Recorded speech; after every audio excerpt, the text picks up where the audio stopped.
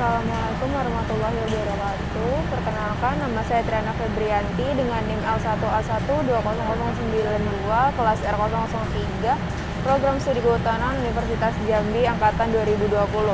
Baiklah, pada video kali ini saya akan menjelaskan mengenai proses tindakan dalam pengendalian dari suatu usaha dan membuat suatu produk usaha. 1. Pengertian sistem pengendalian. Sistem pengendalian manajemen termasuk dalam kategori bagian dari pengetahuan perilaku terapan.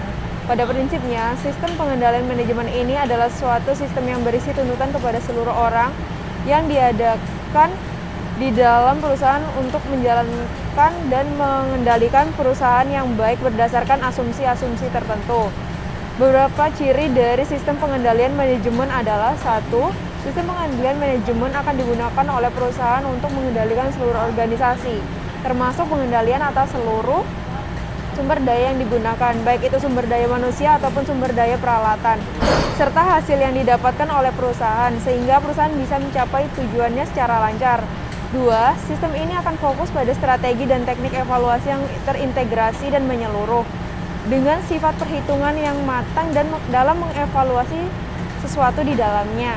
3. Sistem pengendalian manajemen akan lebih berorientasi pada sumber daya manusia, karena pengendalian manajemen ini lebih difokuskan untuk membantu manajer perusahaan untuk mencapai strategi, bukan untuk memperbaikinya. 2. Sistem pengendalian.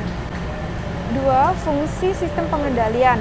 Sistem pengendalian dan manajemen adalah suatu upaya sistematis yang dilakukan perusahaan untuk mencapai tujuannya dengan cara melakukan perbandingan atau prestasi kerja agar sesuai rencana awal dan menciptakan suatu tindakan yang tepat untuk mengoreksi setiap perbedaan yang menyimpang.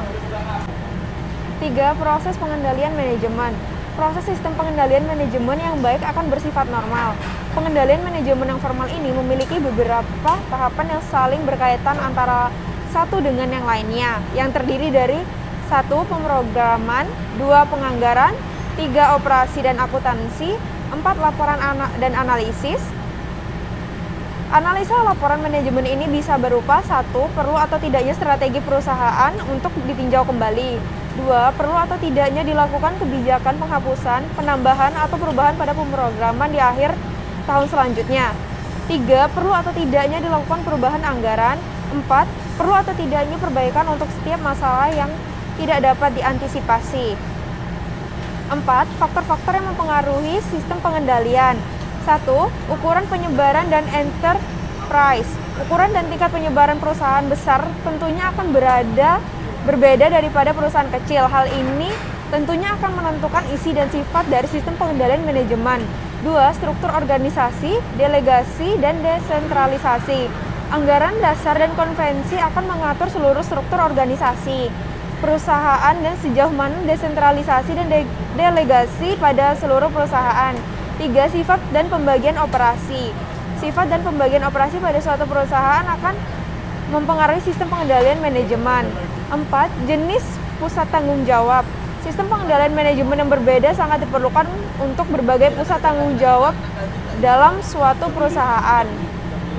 Contoh produk hasil hutan. Yang pertama yaitu ada rotan. Rotan merupakan tanaman yang tumbuh merambat dari keluarga Palmae. Sebagai hasil hutan, bukan kayu, rotan di Indonesia mencapai puncak kejayaan ketika mencakupi 85% kebutuhan bahan kayu di dunia. Komoditas hasil hutan bukan kayu atau HHBK ini dihasilkan di daerah di Kalimantan, Sulawesi, Sumatera, dan Papua. 2. Madu. Madu merupakan hasil hutan bukan kayu yang mempunyai banyak khasiat dan telah lama dimanfaatkan oleh manusia. Misalnya madu Sumbawa yang memiliki keistimewaan berupa hasil dari lebah endemik dan nektar yang berasal dari pohon gaharu di hutan.